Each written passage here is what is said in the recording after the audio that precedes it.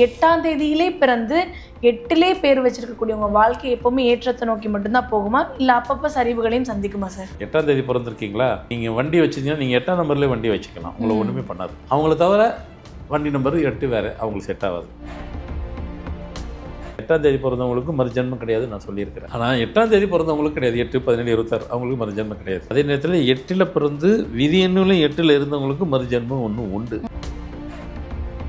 வாழ்க்கையில் நிறைய சமாச்சாரம் நடக்கும். என்ன நடக்கும்? தேதி 8 பேரில் 8. சும்மா இருக்கிற கர்மாவை நீங்கள் கட்டணமின்றி நீங்களே கூட்டிகிட்டு வந்து விட்டுருப்பீங்க.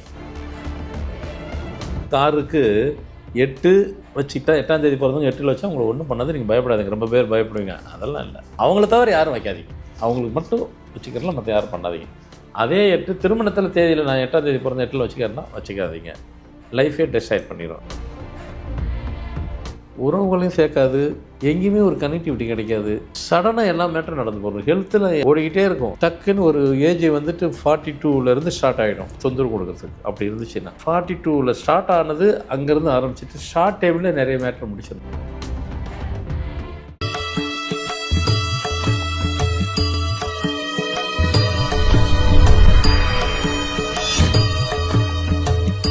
ஃபார்மட் நியூமராலஜி நேயர்களுக்கு நர்மதாவின் அன்பான வணக்கம். நம்மளுடைய சேனலில் தொடர்ந்து பல்வேறு விதமான ஃபார்மட் நியூமராலஜி சம்மந்தமான தகவல்கள் பார்த்துட்ருக்கோம்.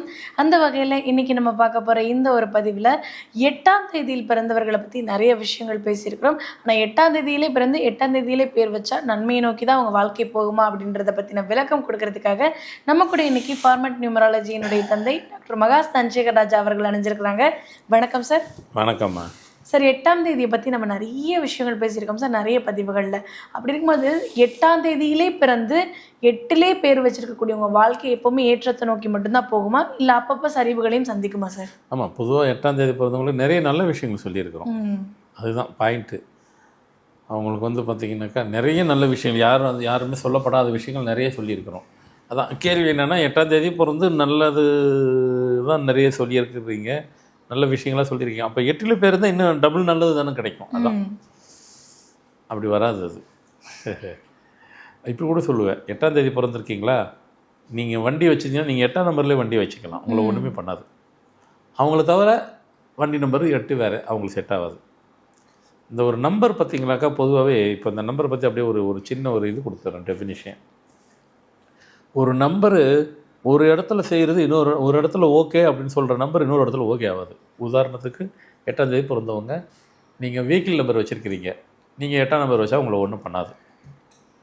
8ஆம் நம்பர் பிறக்காதவங்க 8ஆம் நம்பரை வச்சிங்கனாக்கா அந்த 8 அவங்களுக்கு டிஸ்டர்ப் பண்ணும். அப்போ வெஹிக்கிள் வச்சுருந்தா ஒன்றும் பண்ணல இல்லையா, சரி. நான் கல்யாணம் அவங்க 8ஆம் தேதி வச்சுக்கிட்டா அவங்களுக்கு ஒன்றும் பண்ணாதுனாக்கா டோட்டலாக டெஸ்டாரே பண்ணிடும். அதுக்கு வேலை செய்யாது அந்த நம்பர். இப்படி தான் ஒரு நம்பர் ஒரு இடத்துல ஓகே ஆகும், ஒரு இடத்துல ஓகேது. இந்த சீக்ரெட்டு முதல்ல எல்லோரும் தெரிஞ்சுக்கணும். ரொம்ப பேர் நம்ம இது நம்பர்னால் இவ்வளோ தான் 9 நம்பர் இவ்வளோ தானன்ட்டு அவ்வளோ மொத்தத்தையும் நீங்கள் அதை சுருக்கிட்டீங்க. ஒரு ஆயா சுருக்கு பையில் சுருக்கிற மாதிரி சுருக்கு பையில் இவ்வளோண்டு சுருக்கி வச்சுக்கிட்டு இவ்வளோ தான் நம்பர் நினைக்கிறீங்க. 40 வருஷமாக நம்பரை பற்றி பேசிகிட்டு இருக்கிறேன், இன்னும் அது முடிஞ்ச பாடு இல்லை. இன்னும் நான் 20-30 வருஷம் இருந்தால் கூட இன்னும் சொல்லுவேன். நான் எண்களை பற்றி அவ்வளோ சொல்லியிருக்கேன், என்ன சொல்லுவேன். அப்பயும் முடியுமானா அப்பயும் முடியாது. அது முடியவே முடியாது. அவ்வளோ விஷயம் உள்ளே இருக்குது எண்களுக்குள்ள. ஒரு நம்பர் ஒரு இடத்துல ஓகேன்னா இன்னொரு இடத்துல ஓகே இல்லை. ஒவ்வொருத்தரும் ஒவ்வொரு ஆக்டிவ் இன்னொரு ரியாக்டிவ். அப்போது 8ஆம் தேதி பிறந்து 8ல் பேர் இருக்கலாமான்னா ஃபஸ்ட்டு இருக்கவே கூடாது.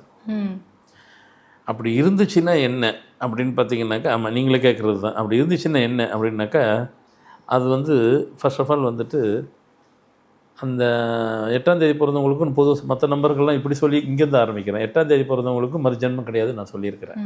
ஆனால் 8ஆம் தேதி பிறந்தவங்களுக்கு கிடையாது. 8, 17, 26 அவங்களுக்கு மறுஜன்மம் கிடையாது. அதே நேரத்தில் 8ல் பிறந்து விதி எண்ணிலும் 8ல் இருந்தவங்களுக்கு மறுஜன்மம் ஒன்று உண்டு.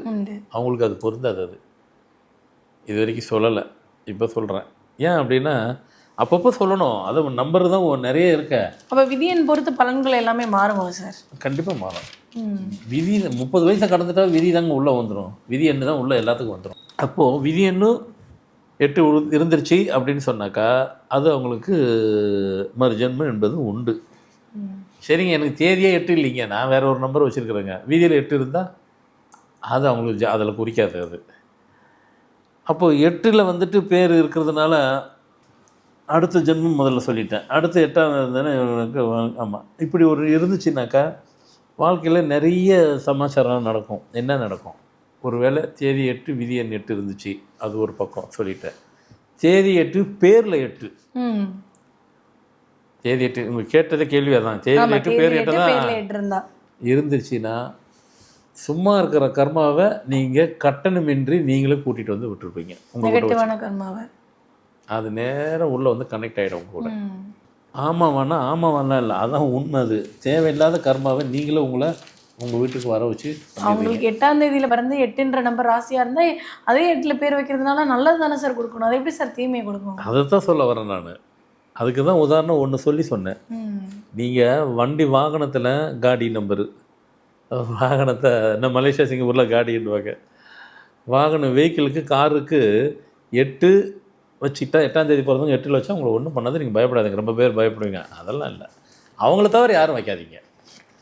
அவங்களுக்கு மட்டும் வச்சுக்கிறலாம், மற்ற யாரும் பண்ணாதீங்க. அதே 8 திருமணத்தில் தேதியில் நான் 8ஆம் தேதி பிறந்த 8ல் வச்சுக்கிறேன்னா வச்சுக்காதீங்க. லைஃபே டிசைட் பண்ணிடும். வேலை செய்யலை. அதே மாதிரி தான் இங்கேயும் 8ஆம் தேதி பிறந்து 8ல் பேர் இருந்தால் நல்லது தானே. உங்கள் லைஃப்பை நீங்கள் அது இப்படி சொல்லலாம். 8ஆம் தேதி பிறக்காதவங்க கூட நீங்கள் வச்சுக்கிடலாம். ஆனால் ஆரம்ப கட்டத்தில் அவ்வளோ ஸ்ட்ரகிள் பண்ணுவீங்க. ஒரு கட்டத்தில் அந்த நம்பர் தான் உங்களுக்கு வேலை செய்யும். ஒரு கட்டத்தில் இனிஷியல் ஸ்டேஜில் ரொம்ப கஷ்டப்படுவீங்க. 8ஆம் தேதி பிறக்காதவங்க 8ல் பேர் இருந்ததுன்னா ஒரு கட்டத்தில் அது உங்களை வேறு லெவலில் கொண்டு போயிடும். ஆனால் அதுக்கு நீங்கள் தாங்கணும்.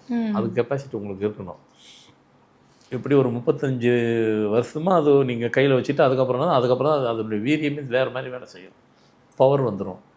அது வரைக்கும் நீங்கள் தாங்க யாராலும் பிடிக்க முடியாது. 8ல் பிறந்து 8ல் பேர் இருந்ததுனாக்கா முதல்ல சொன்ன மாதிரி கர்மாவை தேவையில்லாமல் உள்ளே கொண்டு வந்து கனெக்ட் ஆகிடும்.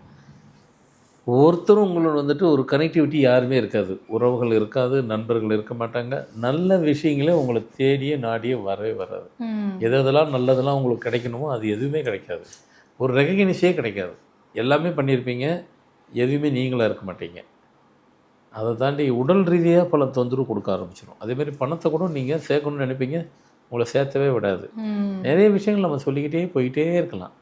அதே நேரத்தில் உறவுகளையும் சேர்க்காது, எங்கேயுமே ஒரு கனெக்டிவிட்டி கிடைக்காது. சடனாக எல்லா மேட்டரும் நடந்து போகிறோம். ஹெல்த்தில் ஒரு ஓடிக்கிட்டே இருக்கும்.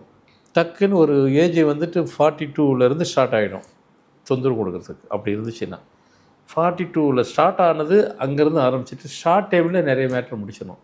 கிட்னியில் கை வச்சிடும், ஹார்ட்டில் கை வச்சிடும், உடல் பாகத்தை அங்கங்கே காலி பண்ணிடும். அப்படி பவர் 8க்கு. அதனால் வந்துட்டு யார் 8ஆம் தேதி பிறந்து 8ல் பேர் வச்சாக்கா இவ்வளோ சமாச்சாரம் நடந்துடும். ஈஸியாக நினச்சிடாதீங்க. நம்பரை வந்துட்டு சிம்பிளாக எதையும் நினச்சிக்கிட்டு எதையுமே போயிடாதீங்க. வேலையே செய்யாது அது. அது வந்து இந்த நம்பருங்கிறது அதிகப்படியான பவர்ஃபுல்லானது. அது அதை வந்துட்டு நீங்கள் 8ல் பிறந்து 8ல் வைக்கும்போது ஹெல்த்தில் 42 வயசில் அது கையை ஆரம்பிக்கும். அப்படியே பண்ணிடும். பிஸ்னஸில் இருக்கிறீங்கன்னு வச்சுக்கிறீங்களேன், பிஸ்னஸில் ஃபஸ்ட்டில் டாப்பில் தூக்குன மாதிரி தூக்கும். அது அப்படியே தூக்கி கீழே போட்டு மேலே எழும்பாது. இப்படி நிறைய விஷயங்கள் சொல்லிக்கிட்டே போயிடலாம். அதனால் 8ல் பிறந்து 8ல் நீங்கள் பேர் வைக்கல. நான் சொல்கிறது வந்து நீங்கள் 8ல் பிறந்து 8ல் நீங்களாக வைக்கல. பை பர்த்லே 8 இருந்திருக்கும். நீங்களாக ஏதோ ஒரு பேர் வச்சுருப்பீங்க. இப்படி சும்மா ஒரு எக்ஸாம்பிளுக்கு தான் நான் சொல்கிறேன். நீங்கள் 8ஆம் தேதி பிறந்திருப்பீங்க, பேர் முரளின்னு வைங்க. முரளிங்கிறது 17ல் தான் வரும். MURA 7 போட்டிருந்தோன்னா 17 தான் வரப்போகுது. அப்போ அது 17 8 நீங்கள் 8ஆம் தேதி பிறந்தீங்க. இங்கெல்லாம் இது மாதிரிலாம் தொந்தரவு. ஏன்னா ஒரு பேரை சொன்னால் தான் உங்களுக்கு ஈஸியாக புரியும். இல்லை ப்ளைனாகவே நம்ம பேசிகிட்டு போனால் புரியாதுங்கிறதாக சொன்னேன். அப்போ கண்டிப்பாக இவ்வளோ ப்ராப்ளத்தை நீங்கள் அப் டு லைஃப் வரைக்கும் ஃபேஸ் பண்ணணும். அதனால் இதுக்கு வந்து இந்த 8ஆம் நம்பரை பற்றி சும்மா ஒரு 4 லைன் ஒரு பாட்டை எழுதியிருப்பேன். என்ன கேளுங்க, நான் ஒன்று போட்டுங்களா? கண்டிப்பாக சார். நம்மளுடைய நேயர்களுக்கும் அந்த பாட்டை வந்து கேளுங்க. சும்மா ஒரு 4 லைன் தான்.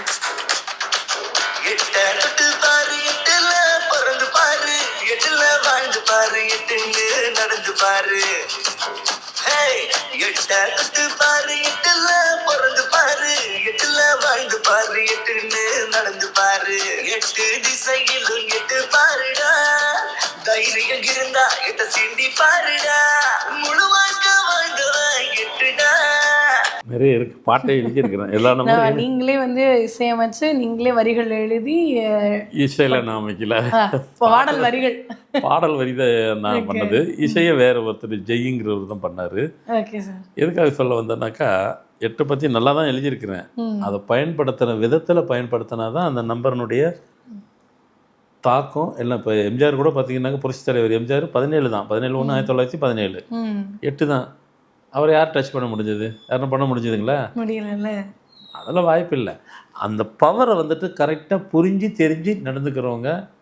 இது பார்த்திங்கன்னா ஒரு 4 லைன் தான் நான் தான் எழுதுனது. எல்லா நம்பருக்கும் எழுதியிருக்கேன், 1லேருந்து 9 வரைக்கும் எழுதியிருக்கிறேன். சும்மா முதல்ல 8க்கு இப்போ தான் ஃபஸ்ட்டு போடுறது. ஏன்னா நம்பரில் வந்து யார் பாட்டு எழுத முடியாது இல்லையா?